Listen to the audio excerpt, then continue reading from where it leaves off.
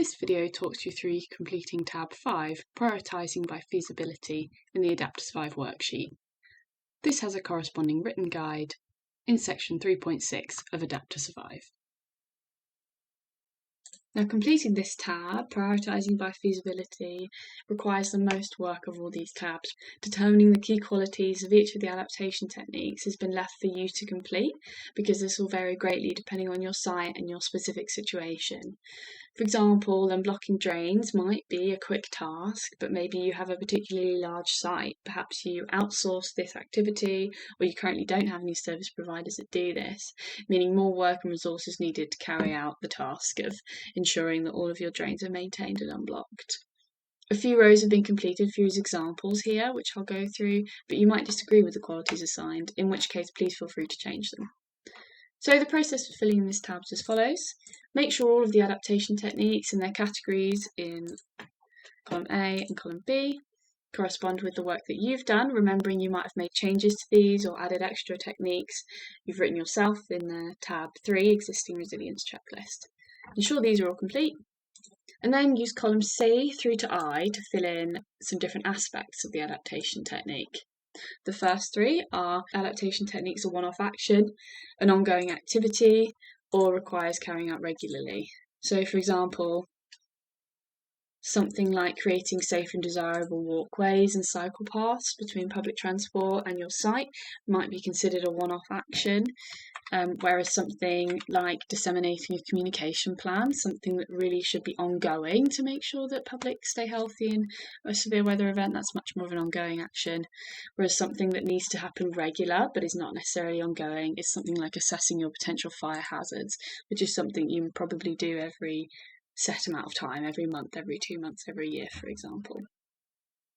Then you can include an estimation on how long an action might take relative to other techniques in column F.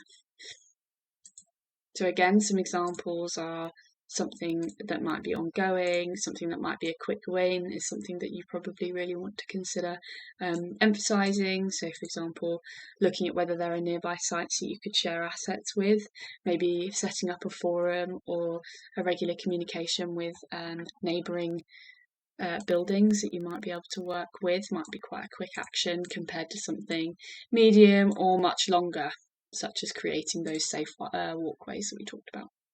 Next, rather than talking about specific funds, because it can be really difficult to estimate exactly how much something might cost, there's the chance for you to highlight whether something might be free other than time and resource, or whether something might be particularly low cost.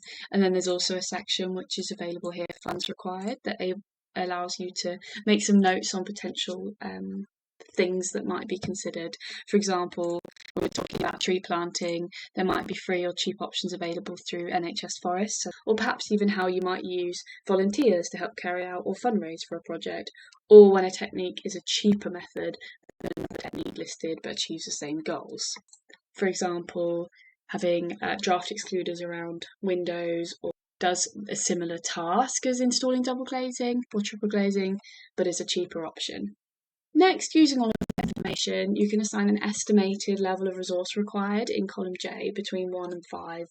This doesn't mean your cost alone, which columns G, H and I discussed, but also how much time is required, how many staff might be needed to carry out an action. The recommendation for how to categorise this is included in a table in section 3.6 of Adapt to Survive. It looks like this here. So, for example, resource level 1 might be something, some examples here, such as small changes, moving equipment away from an area at risk. These are what we call quick wins. 2 might be things that are less practical but still low cost and not necessarily lots of resource needed all at once. So collaboration, setting up or joining resilience forums, that sort of thing. And then it goes all the way up to things that require much more planning or cost, or techniques are really needed to be integrated into long-term planning, such as really more comprehensive or specialist training for your staff, or replacing whole systems, major works to your drainage systems, new insulation, etc. Now, for each adaptation technique, tab 3, the Existing Resilience Checklist one, will have information on the team and individual responsible and the impacts addressed as well that you can copy and paste into tab 5.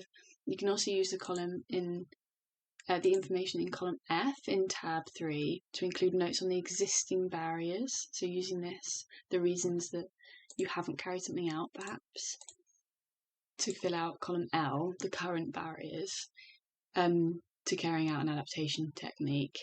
Considering all the information now that you've just completed about the technique, the cost, the resource required, who might be responsible, the time required to carry it out, you can then use column M to indicate whether or not you feel a technique is currently feasible. Try not to take into consideration what impacts are addressed, as that part of the information will be used to tailor your action plan and your case for support in later tabs. This table is solely for determining whether something's feasible or not, as opposed to whether or not it should be a priority. Having the impacts addressed column that we've filled out in this table should help you see whether you're including adaptation techniques that address your focus areas, which will be important in the next section.